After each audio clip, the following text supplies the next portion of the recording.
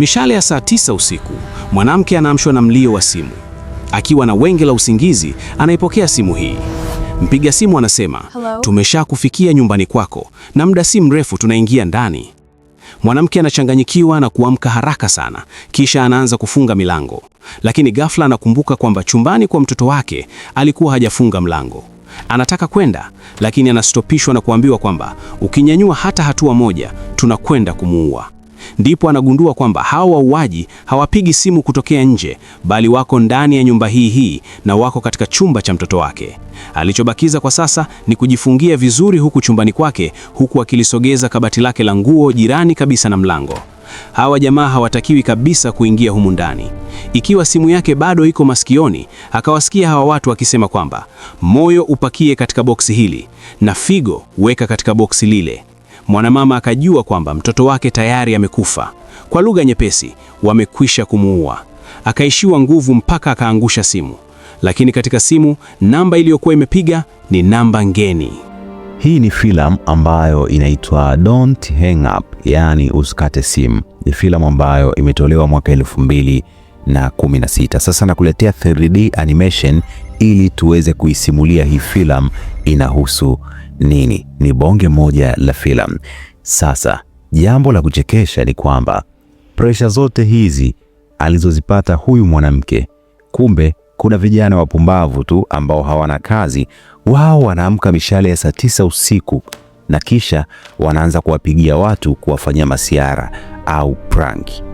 Na wakifanikiwa kukutetemesha mpaka makalio, wanafurahi kweli kweli, wanacheka na wanashangilia sana.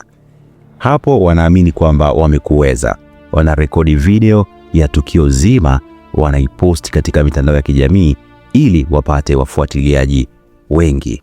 Sasa miongoni mwa watu ambao wanacheza sana michezo hiyo ya kuwapigia watu simu na kuwafanyia prank, kuna mtu ambaye anaitwa Sam. Sam ana mpenzi wake ambaye siku za hivi karibuni mahusiano yao yalikuwa hayapo sawa. Kwa hiyo Mwamba alikuwa ni mtu ambaye ana stress na ana huzuni sana. Sasa katika hii filamu, Sam alikuwa anaishi kwa wazazi wake, na kwa bahati mbaya wazazi wake walikuwa wamesafiri wiki hii, wamekwenda mapumziko kidogo. Kwa hiyo Sam akawa amekuja kwa rafiki yake Brad na akawa amekaa hapo kwa muda. Sasa wakawa wamekaa, Brad akawa anamwambia kwamba hebu tuanze kuwapigia watu kama ilivyo kawaida, tunajirekodi, tunaposti kwenye mitandao. Lakini Sam akawa amekataa na kusema kwamba hayupo sawa, kwamba bana, mimi siko sawa na sipo kwenye mudi nzuri, naomba hiyo kitu ufanye wewe. Lakini rafiki yake akawa amemforce sana tena sana, na mwisho wa siku bana, wakaamua kuanza kuwapigia watu simu. Wanachokifanya, wanawapigia watu wengi sana. Wengine wanawatishia kwamba wagonjwa wao waliopo hospitalini wamefariki. Wengine wanawaambia kwamba wana ugonjwa hatari zaidi katika familia yao. Wengine wanawaambia kwamba wana kansa katika familia yao. Yaani simu ambazo waliweza kuzipiga zilikuwa ni simu nyingi sana na ni simu mbaya. Lakini katikati ya masiara hayo, na wao wakapokea namba ngeni. Hii namba ngeni ikawauliza, je, mnawafanyia watu masiara? Wakajibu ndio, sisi huwa tunafanya prank tu, tunafanya masiara. Huyu alikuwa ni mzee, akawaambia kwamba naomba basi muache hayo masiara kuanzia leo, kwa sababu mimi nitawafanyia masiara yangu, hamtoweza kutoboa. Washikaji wakacheka sana na wakakata simu. Sasa mshikaji wao mmoja anayefahamika kwa jina la Mosley akaachana na hizi mambo kabisa za masiara ya kuwapigia watu simu usiku. Jamaa alikuwa na kazi yake moja ya kufanya delivery katika nyumba za watu. Walipomuona anaelekea katika nyumba ya jirani kufanya delivery, kupeleka chakula, basi wao wakaitumia hiyo kama nafasi ya kumfanyia masiara ama ya kumfanyia prank mmiliki wa hiyo nyumba. Walichokifanya jamaa, wakapiga simu kwa mwenye nyumba, wakamuuliza, je, kuna mtu yeyote ambaye anakuletea chakula leo hapo nyumbani kwako? Jamaa akiwa nyumbani akajibu bila wasiwasi kwamba ndio, kuna mtu ataniletea chakula. Wakamwambia kwamba huyo mtu aliyekuletea chakula ameshika bunduki na anataka kukuua.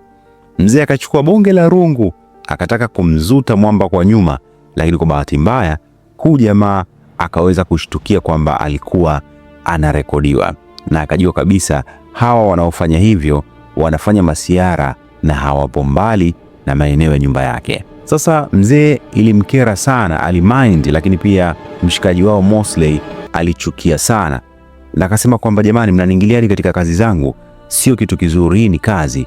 Guys, muwe serious, heshimuni kazi. Yaani haya ni maisha yangu, tafadhali kaa mbali na maisha yangu. Hasa Sam kwa sababu alikuwa ameachiwa vipesa kidogo na wazazi wake, na wazazi wake wamesafiri, basi akaenda kuzinunua zile pizza kwa yule mzee ambaye walikuwa wanamfanyia prank. Yule mzee kidogo hasira zikaisha, mzee moja kwa moja akabaki amefurahi na akashukuru sana kwa kununuliwa zile pizza. Hasa wakiwa wamefurahi, wamerudi tena ndani, wakagundua kwamba simu yao ilikuwa inaita. Kuja kutizama ni yule mzee ambaye alikuwa amesema kwamba jamani, acheni masiara, acheni kuwasumbua watu, sababu mimi nikiwafanyia masiara hamtaweza kutoboa. Lakini jamaa walipuuza. Lakini huyu mzee akawa amebadilisha kidogo na kusema kwamba ameenjoy sana utani wa siku ya leo na anaomba wasikate simu hii mpaka atakapokuwa amemaliza kuzungumza. Jamaa wakasema, we mzee, acha mambo ya kifara bana. Kama unatushabikia endelea kutushabikia bana. Sio unatupigia simu kila wakati, sawa? Aya, wakamkatia simu mzee na kisha wakaendelea kutizama movie. Lakini huyu mzee aliendelea kupiga tu na hawakupokea simu zake.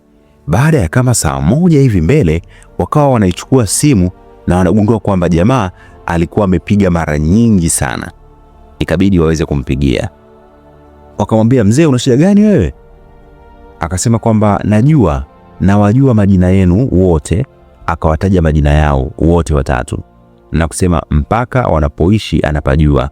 Akawakumbusha masiara yote waliokuwa wameyafanya kwa siku za hivi karibuni, kuanzia masiara ya kwanza mpaka masiara ya mwisho walioyafanya siku ya leo, siku ambayo huyu jamaa alikuwa anaenda kuuza pizza kwenye nyumba ya jirani. Sasa mpaka kufikia hapa, bwana Sam akakumbuka kwamba huyu ni mzee na ni mtu mzima, anatakiwa kusalimiwa kwa umakini. Sam kwa woga akasalimia, shikamoo mzee. Samani, unaweza ukajitambulisha wewe ni nani? Mzee akasema, mimi naitwa Mr. Lee. Akakata simu. Ghafla tu akasikia mlango ukiwa unagongwa. Wote wakashtuka, kila mmoja akapatwa na wenge, na kisha wote wakatimba katika maeneo ya mlango kushuhudia ni nani na ni nini kinatokea. Kuja kushtuka, wanagundua kwamba ni yule bibie ambaye anaitwa Peti, akisema kwamba Mosley anaumwa, kwa hiyo ameniagiza nimletee chakula. Sasa huyu Peti ndo yule msichana wa Samu ambaye walikosana siku za hivi karibuni. Sasa ikabidi wamuulize na wamwambie kwamba mbona sisi hatuja kuagiza chochote. Samu akawa amejiongeza, akaamini kwamba labda bibie amemisi kumuona jamaa ndo maana kaja. Kwa hiyo wakaanza kumkaribisha ndani ili aketi, lakini bibie akawaambia kwamba hapana, nilikuwa nimeagizwa chakula tu. Bibie huyo akawa anaondoka. Bibie alipotoka, ghafla simu ikawa inaingia. Jamaa ikabidi waweze kupokea na wakagundua kwamba ni yule mzee. Akasema kwamba najua kwamba Samu anapitia kipindi kigumu sana katika mahusiano yako, lakini utakuwa sawa. Akaomba kwamba kila anapopigiwa simu anaomba wasiwe wanamkatia. Yule mzee akasisitiza, lakini wakamkatia tena na kusema kwamba huyu mzee mchawi nini. Ila aliwaambia kwamba kwa kitendo cha kukata simu yangu basi mtapokea matokeo. Basi mwamba Brad akamwambia Sam kwamba tuachane kabisa na huyu mzee, fala tu, hana lolote na hana la kutufanya. Na mwamba Brad akawa ameshtukia kwamba katika simu yake kuna ujumbe ulikuwa umeingia. Akajua kwamba ni marafiki zake kwa sababu namba hiyo haitumiki kabisa katika prank. Akashangaa kukuta ujumbe unasema kwamba nimekutext, wakati mwingine usijaribu tena kukata simu yangu. Basi bwana Brad akajikuta anacheka tu, akajua kabisa kwamba anayefanya haya masiara yote ni Mosley na ndiye ambaye alimwagiza Peti alete msosi pale nyumbani, bila kujua kwamba anayewafanyia haya yote ni nani, kwa sababu hakuna mtu ambaye ana mawasiliano yao binafsi, hivyo walikuwa wanaamini atakuwa ni Mosley pekee. Baada ya ule ujumbe, kuna ujumbe mwingine wa video ukaambatana, ukionyesha kwamba kuna watu wawili walikuwa wamefungwa katika kiti, na ile simu inayotumika kufanya masiara ikawa inaita tena. Ikabidi moja kwa moja waende kuipokea. Walipopokea tu, ile simu ikawa inasema kwamba sio Mosley anawafanyia masiara, Hapo akagundua kwamba huyu mtu yupo jirani sana na sisi na anatusikia kwa kila kitu, anatutizama kwa kila tunachokifanya na anajua mipango yetu. Wakaanza kumtukana huyu mzee, lakini walipokuwa wanaendelea kumtukana akatuma picha nyingine. Kumbe bana, wazazi walikuwa wamefungwa katika kiti. Walikuwa ni wazazi wake na Mwamba Brad. Na mzee akasema, kama unataka kuendelea kuona wazazi wako ni wazima, basi hakikisha haukati hiyo simu ya mezani ambayo huwa nawapigia. Lakini Sam akaiwahi ile simu ya mezani akaikata, kwa sababu wale hawakuwa wazazi wake ambao wametekwa. Mwamba Brad alilalamika sana na kumwambia Sam, unawezaje kukata simu ikiwa nimeambiwa kwamba wazazi wangu ili wawe hai lazima nisiwe nakata hiyo simu? Lakini Sam akatoa wazo la kwamba wanatakiwa kuwapigia simu polisi. Basi akawa amepiga nambari 911, namba ya polisi, ili awaambie kwamba kuna jambo ambalo halieleweki wanafanyiwa. Alipopiga simu, simu ikapokelewa. Afande, hapa naongea, naweza kuwasaidia kitu chochote? Mungu wangu, ikasika tena ile sauti ya ule mzee. Wote wakachoka. Sasa Mwamba Brad akasema kwamba lazima tuwashtue majirani ili waje kutusaidia katika tatizo hili. Lakini kabla hajaweza kutoka, wakapokea ujumbe ukisema kwamba ukitoka tu nje ya nyumba basi wazazi wenu watakufa. Kudadeki. Vichwa vikaanza kuuma. Huyu Mr. Lee ni nani? Mbona anawachanganya hivi na hawamuelewi?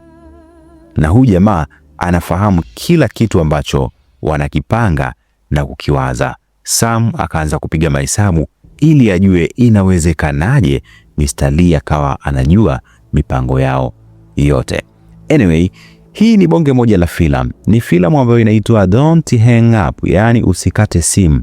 Ni filamu ambayo imetolewa mwaka 2016. Filamu ambayo ni ya moto sana. Kama unapenda filamu za staili kama hii, basi ingia itafute filamu ya Don't Hang Up. Utaenjoy sana kuitizama hii filamu.